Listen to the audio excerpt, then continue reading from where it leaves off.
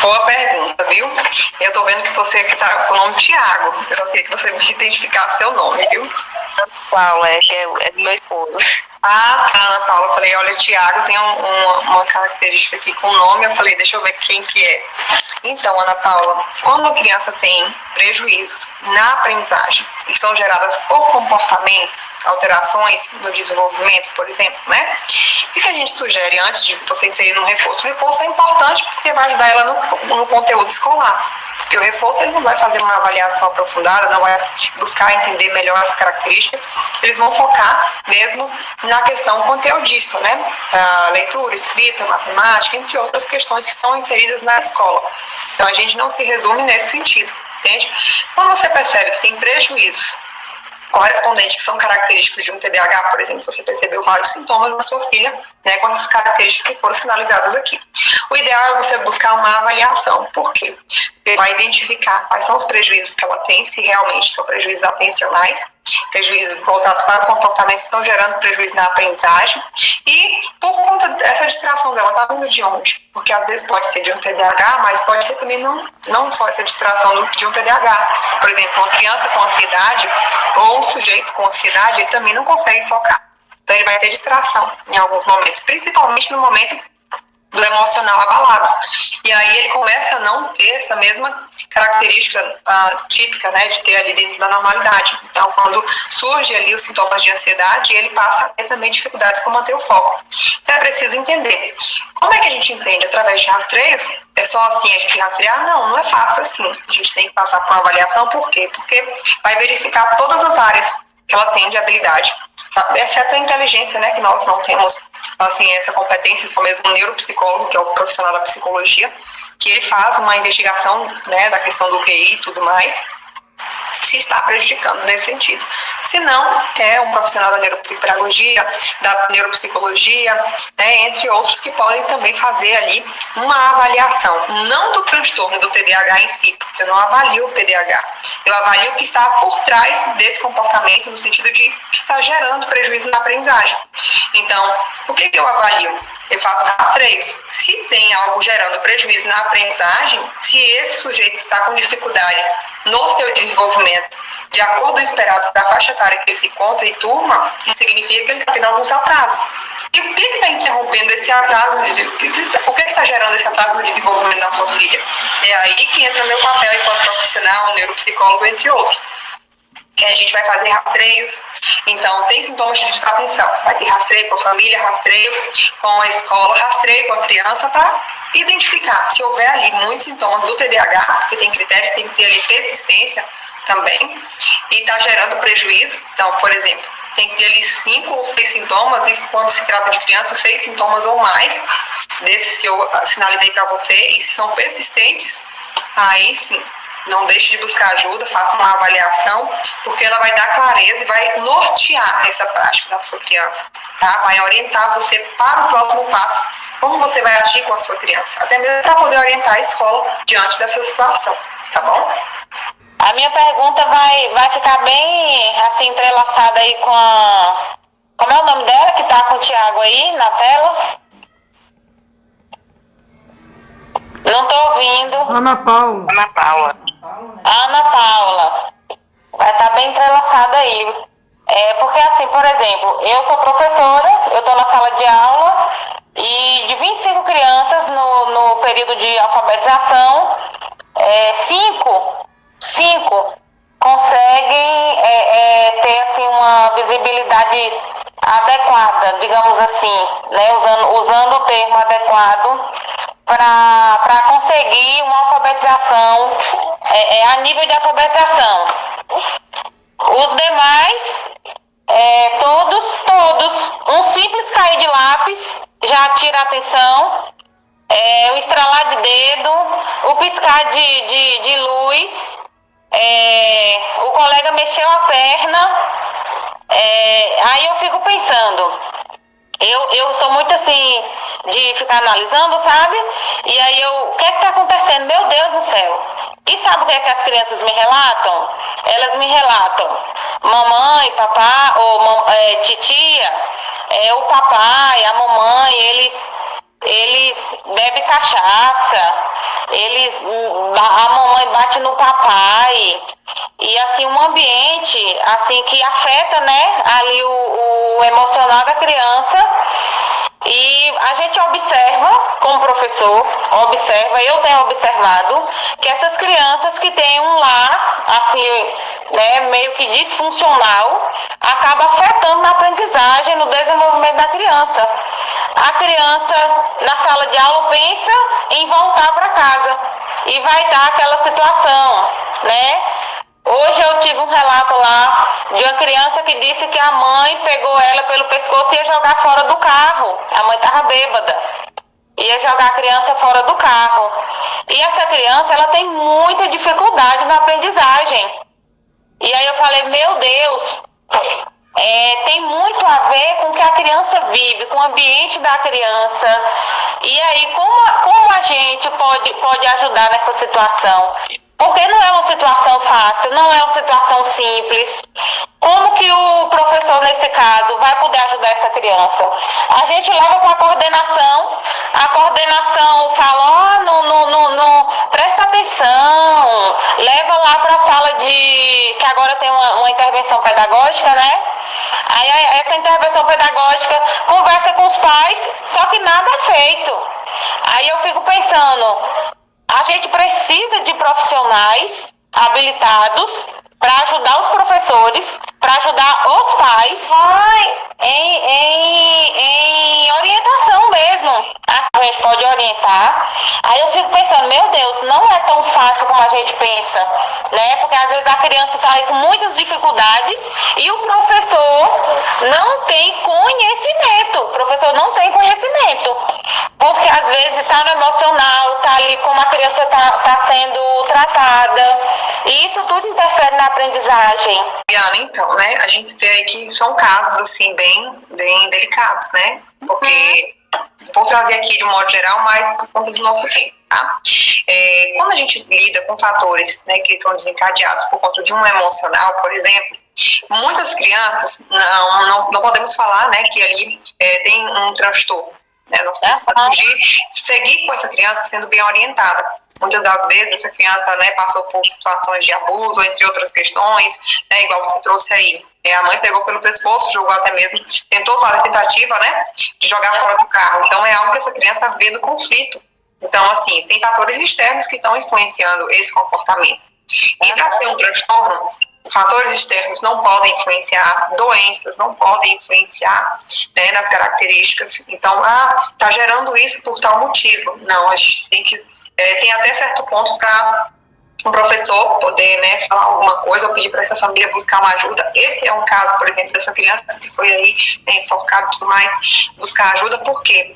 Porque ela não consegue se concentrar, mas pode ser, né, que não seja algo correspondente a uma característica do TDAH. Isso ocorre sempre. Ela tem uma estrutura, ela tem ali como é a vivência da família. Então a gente tem que pensar nos fatores. E quando os prejuízos estão ali, né, recorrentes, o que é o ideal fazer? Né? Já levou para a coordenação, já levou ali, né, para a família, muitas vezes, né, convida os pais para conversar, fazer as orientações cabíveis. O ideal mesmo é ter ali cautela por algumas questões, porque essa criança está sofrendo, e direcionar ela com mais afeto, trazer para perto. Não estou dizendo que você vai trazer um vínculo materno, mas trazer mais para perto para gerar confiança, né? Trabalhar de forma mais lúdica, reduzir distratores, porque a gente não sabe se esse prejuízo que essa criança está apresentando é de uma agitação, uma dificuldade atencional por conta de um transtorno. Né? E se você percebe que é persistente, que já tem muito tempo, mesmo sem ter, né, fatores externos influenciando, o ideal é encaminhar essa criança, trazer para a coordenação, trazer para eles que há uma necessidade de um diálogo mais firme com a família para que essa criança tenha, né, ali orientações, seja uma terapia psicológica, seja uma avaliação aprofundada para entender tudo isso que está acontecendo, porque a criança precisa de um suporte. E é dentro do espaço escolar que ela precisa ser orientada, precisa de cuidados, de ensino e de aprendizagem. Mas para que isso aconteça, né, tem que ter qualidade em ambos os setores, né? Então, já levou, você está fazendo a sua parte enquanto profissional. Muitas das questões a gente não consegue lidar sozinho, e o professor, ele tem um limite. né, o professor tem um limite, o coordenador tem um limite, até eu mesmo, enquanto neuropsicopedagoga, tenho o meu limite. Eu não posso avaliar um transtorno com o que o outro traz. É uma avaliação aprofundada da aprendizagem. Depois, se necessário, em prejuízos, alterações comportamentais e emocionais, eu encaminho para um psicólogo e esse profissional da psicologia vai orientar, né, esse sujeito em questões de manejo de comportamento e questões emocionais. E quando tem uma necessidade de prejuízo que está alterando o desenvolvimento e aprendizagem, eu mesmo insiro ele ou encaminho para um profissional da pediatria, neuropediatria ou psiquiatria, se for algo que está prejudicando muito essa criança. Então a gente tem que ter esse cuidado muito grande, redobrado. Não é algo simples, porque é algo que precisa de cautela, né? O afeto, ele é primordial, não só o afeto, mas, assim, né, a responsabilidade dentro desse momento, né? Deixar aquela criança mais reservada, conversar, dialogar, não transparecer que ela está sendo prejudicada, apesar de estar, né? Que a gente tem a consciência que ela está sendo prejudicada, gerando prejuízo também na aprendizagem. Você me traz aí que é uma sala com 25 crianças, né? 25 crianças. Quantitativo, assim, grande, para conseguir manusear e organizar a sala, principalmente se ali tem 5 ou 6 crianças com características de desatenção, né, dificuldade de manter o foco, ou desorganização mental, outras que não conseguem acompanhar o ritmo da turma, são crianças, vamos falar assim, uma turma heterogênea, né? Nós temos ali uma turma que tem vários sujeitos diferentes, né? Depende da realidade mesmo. Não sei se eu consegui te responder 100%, tá? Mas aí, vou seguir aqui com a próxima aqui, se caso tiver, deixa no chat que a gente faz um outro momento de uma aula para esclarecimentos e dúvidas, tá? Uhum. Pode falar, Paula, só para eu poder seguir aqui com a hiperatividade e os outros sintomas para a gente fechar, tá? É uma doutora para mim, porque graças a Deus e ela que me conduziu, né, no processo da Laura. E hoje nós já estamos quase finalizando no diagnóstico da Laura, né? Então, graças a Deus pelo trabalho competente que a Andréia tem. E só tenho a agradecer a Deus pelos seus ensinamentos, pelas suas lições, pelo seu, né? Porque é isso que é importante, né?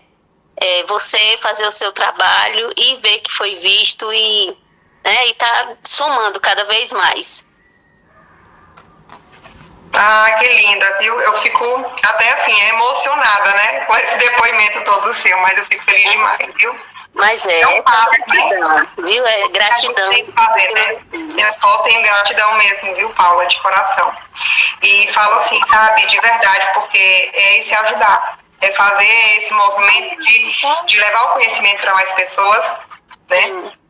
É de avaliar criteriosamente para não fazer algo, né, de forma precipitada, e também, né, é aquele momento que você enxerga, né, de uma outra forma o que estava acontecendo. Então é um transbordar.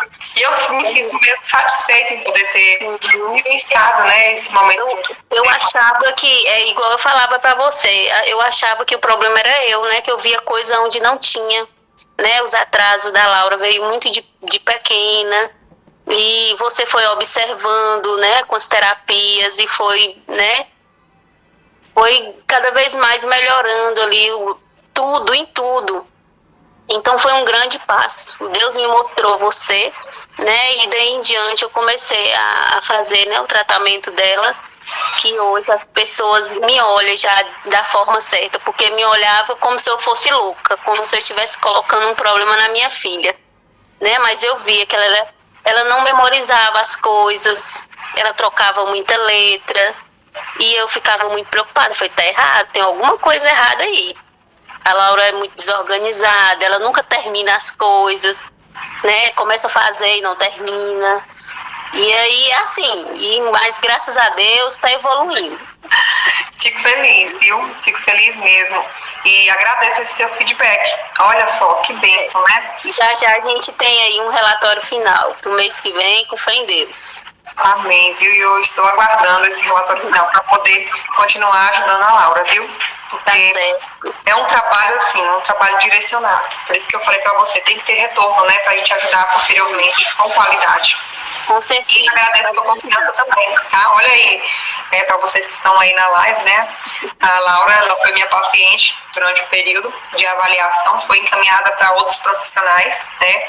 E foi feito um mapeamento, um rastreio, além de aplicar testes, né? Que a gente aplica para verificar a aprendizagem como um todo. E não é um trabalho fácil, um trabalho simples, é um trabalho criterioso, é um trabalho que a gente tem ali também necessidade de entender a família, entender o desenvolvimento dessa criança, porque tem outros fatores externos que influenciam. E tem que ter todo o cuidado para poder chegar a uma conclusão, né, de direcionamento para a família, para a criança, entre outras questões, até mesmo orientar outros profissionais que lidam diariamente com essa criança, ou, né, seja aí em qual for a área que ela tem de convívio, viu? Sim, e isso serve para as outras mães também, né, que estão com dúvida de como ver, né, as crianças, como a nossa colega Ana Paula, né, que não sabe como começar. Foi a minha dúvida lá no início, né? E aí eu comecei com você, né, e começamos o tratamento. E graças a Deus deu certo. Viu? Gratidão, um abraço bem apertado. Olha, um abração, viu? Eu agradeço, né? Sua fala foi bem pertinente, muito importante. Não só pelo carinho e tudo mais, né? Que é recíproco. Eu gosto muito de você. A gente teve muitos momentos de conversa, porque a gente tem essa proximidade, né? A partir do momento que a gente cria um vínculo com a família para entender, né, a criança como um todo. E o que fortifica mesmo é que é aquele entendimento inicial para posteriormente outras pessoas, né? Que se percebem nessas características, buscar ajuda. Se é um filho, um primo, um pai, uma mãe, alguém da família, ou mesmo a pessoa, né, se vê com essas características e tem muitos prejuízos e não buscou ajuda até hoje porque não conhecia, né, os critérios de diagnóstico. E se persiste, é algo que você não pode deixar para depois, tá? A ajuda ela é importante, necessária, e eu fico feliz em contribuir.